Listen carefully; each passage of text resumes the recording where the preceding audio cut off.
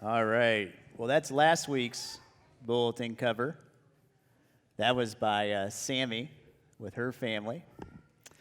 This week, we're journeying into the story of Moses. You'll remember that in our current sermon series, we're working our way through Genesis up to the book of Revelation over the next 9 months, and we're out of Genesis into Exodus. So I want to catch you up real quick where we are, where we're going, and what is happening next. So, last week we heard the story of Jacob, who is now named Israel, meeting his brother Esau, who he had cheated out of his birthright 20 years earlier. That went well. So now I'm going to give you in 30 seconds what happened over the next 400 years, okay? Jacob ended up having 12 sons who would become the 12 tribes of Israel. One of those sons, Joseph, was treated poorly by his brothers and had to be forced into exile into Egypt. But in Egypt, Joseph turned out to be a genius. He was able to predict famines and the need to store food ahead of time and prepare for the future. So Joseph climbed the scale of leadership in Egypt. He became number 2 in command, second only to the Pharaoh. Back in Israel, Jacob and the other sons faced a famine of their own, so they fled to Egypt, where they met and reconciled with Joseph. Got all that? I didn't hear any amens or yes. Okay. Whatever. 400 years pass. After 400 years, no one remembers Joseph and all he did for the people of Egypt, or the Pharaoh and how well the Pharaoh and Joseph worked with one another in leadership.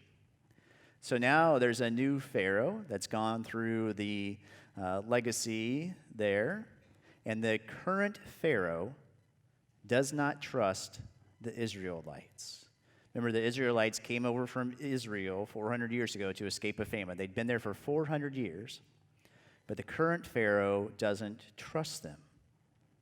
And in the opening of the book of Exodus, the Pharaoh says that the Israelites could not be trusted because if Egypt was ever attacked, the Israelites might join forces with the attacking army or invaders and overthrow Egypt.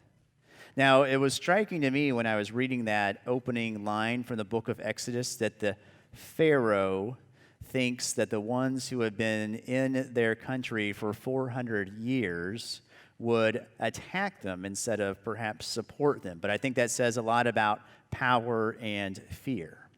Within all of that story, though, there is the story of Moses. So Moses, I know there's a lot of history here, but it's going to all come together. Moses was an Israelite baby, so he came from Israel, who was saved by the daughter of a Pharaoh. So he was saved by the Pharaoh's daughter who was part of the ruling class. The Pharaoh's daughter claimed Moses as her own. And so Moses grew up with this truly double identity. He knew he was an Israelite by birth, but that he was raised as an Egyptian. A few years pass, Moses grows up. Moses eventually ends up killing a man in order to save the life of a fellow Israelite. And then, like the sons of Jacob before him, Moses tries to assimilate and vanish into the land because he's afraid that the Pharaoh will persecute him. And he becomes a shepherd. That leads us to our scripture for today. For the last roughly 50 years, Moses has been wandering in the hills of the mountains of Israel and Egypt, taking care of a flock of sheep, trying to be anonymous. And in our scripture where it starts today in the 3rd chapter, Moses is 80 years old. 80 years old. Here's how it's described. Moses was keeping the flock of his father-in-law Jethro, the priest of Midian. He led his flock beyond the wilderness, and he came to Horeb, the mountain of God. And the angel of the Lord appeared to him in a flame of fire out of a bush. And Moses looked, and the bush was burning, but it was not consumed. And Moses said, I must turn aside and look at this great sight and see why the bush is not burned up. When the Lord saw that he had turned aside to see, God called him out of the bush. Moses, Moses, and Moses said, Here I am. And then he said, Come no closer, remove the sandals from your feet, for the place you are standing is holy ground. He said, Farther, I am the God of your father, the God of Abraham, the God of Isaac, the God of Jacob. Moses hid his face, for he was afraid to look at God. And then the Lord said, I have observed the misery of my people who are in Egypt. Remember, the Pharaoh is fearful of these Israelites. I have heard their cry on account of their taskmasters.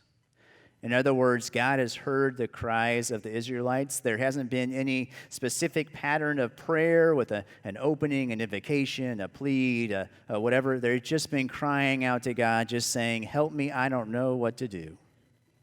God says, I know their sufferings. I've come down to deliver them from the Egyptians and to bring them up out of that land to a good and broad land, a land flowing with milk and honey, to the country of the Canaanites, to the Hittites, the Amorites, the Perizzites, the Hivites, and the Jebusites.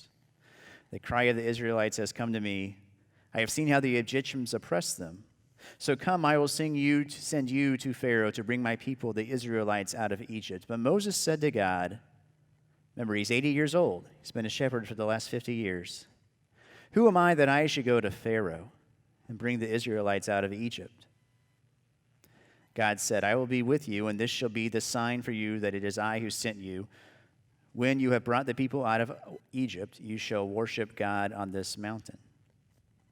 Moses keeps on the argument, though. Moses says to God, if I come to the Israelites and say to them, the God of your ancestors has sent me to you, and they ask, what is his name? What shall I say to them? This is just this great line from God, right? I am who I am. So you shall say to the Israelites, I am has sent me to you. And God said to Moses, you shall say to the Israelites, the Lord, the God of your ancestors, the God of Abraham, Isaac, Jacob, has sent me to you. This is my name forever and the title for all generations. So think about this passage for a moment here. Moses has been tending these sheep for all of these years. He's getting older in life. He's content with where he is. He's walking up the mountain. He sees this burning bush that's on fire and that's not consumed, and he stops and looks, and the scripture says, turns aside. Here's what I wonder to begin with. Number one, why did God choose a burning bush for a sign? Right? Why not a lightning bolt or something big, something broad? But anyway, and number two, how many others had passed by that bush and not stopped? Think about this for a moment in your life when someone offers you an invitation to do something, or there's some event coming up, or somebody new wants to connect or to reconnect, or whatever it is, or you're driving by and you see something that's interesting but you don't stop. How often do you, maybe not use the word turn aside, but stop and pay attention to whatever it is? I was at my parents' house on Friday and Saturday, and we were celebrating my mom's birthday, and my niece was there. She's 18 months old, and my sister said that my niece doesn't like cake. So I taught her how to say cake and now. And so the next morning, when my sister said to my niece, Violet, what do you want for breakfast? She said, cake now. But anyway, the reason I wanted to tell you that story is I also brought her a box of toys. Oh, I'm going to teach her lots of bad manners over the years. But anyway, I brought her a box of toys. And one of them was this toy where if you push down on the little plastic piece, all those little balls jump up in the plastic bowl, right? So the first time she did it, she pushed it down and they pop up, and she looked around to see what had happened, and she pushed it again, and and so for the next 10 minutes, she would push us down, and then she would just be amazed, right? But think about it in your own life, right? Isn't that the way that you would like to live life, right? You want to step outside or see something new, and you want to be amazed by it. You want to be captured by it. You want to be taken away by it. That's what part of this passage is all about. Something happened there for Moses on that mountain where he was so moved, so taken by what he saw, he had to stop there and take it all in. And he was simply amazed. And then that argument with Moses and God starts. And Moses does not want to be the leader of the Israelites. He tries to argue with God and to say, I can't do this. It's not me. You need to find somebody else. But God keeps on insisting. And actually, when you study the Hebrew of the text, Moses says, in the English translation, Moses says, I'm slow of speech and tongue. And if you were to take the Hebrew and to parse that out, this is what it really reads literally, but it's not as good as translation, so they don't put this into translations. Literally, Moses is saying, let me make sure I can see it on my notes here, because I want to make sure. Moses is saying, literally, I have uncircumcised lips. It's not as good as translation, is it? No, God, don't choose me. I have uncircumcised lips. But here's what Moses is saying that doesn't quite convey to the English translation. In order to be able to speak out, to proclaim a message, to lead a group of people, to work for change, to believe in something new, Moses has to have some sort of transformation take place. He needs literally to be freed, to find within himself some deep psychological and philosophical change. And so the question of the story is, if you can turn aside and notice something new for the first time that really moves you and inspires you, the second part is, how do you follow up with that and implement it into your life? The people of Israel, they've been crying out to God, and it says that God hears their prayers. And so God appears to them. And God has chosen a leader, Moses. And then God says, you need to lead them. But for Moses and for the Israelites, there is that moment of fear. You can be complaining about something in your life or fearful of something in your life, and you say you want change, you want to do something differently, you want a new beginning, and then the opportunity arrives, and you're not quite sure you want to do it, right? But God is saying, if you really want transformation, I will offer it to you. So you remember a couple months ago this summer, there was one of those viral apps on Facebook using artificial intelligence, the app that aged a person if you collected the images. So I went through all of your Facebook accounts and pulled those all up. No, I'm just joking. I didn't do that. What this Facebook picture did is it took the image of you and it aged you 20 or 30 or 40 years, whatever it does. And the idea is that the person staring back at you on the screen, as several 100 million people use this app, is meant to perhaps shock you, or maybe not, into the face of someone you thought you would never become. And it's tempting, right, to speculate into the future and to think, well, who is that staring at me back in the mirror? But here's what the app cannot do. The app cannot intrinsically say what you're going to be like inside. It says physically you're going to look different. But what about on the inside?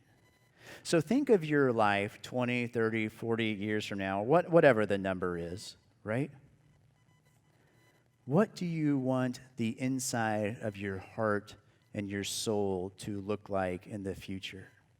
For Moses on that mountainside, he had a choice to make. He was 80 years old. He'd done things the same way every day for a long time. And then God says to him, I want you to change all that you're doing and to walk down a new path and a new beginning. And he is reluctant to do so. He doesn't want to do so. But inside, he knows that it's the right thing to do.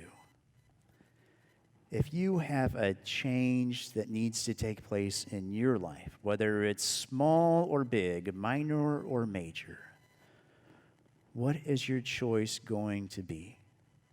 And the next time you look in that mirror, perhaps ask yourself, am I making the change of who I want to be?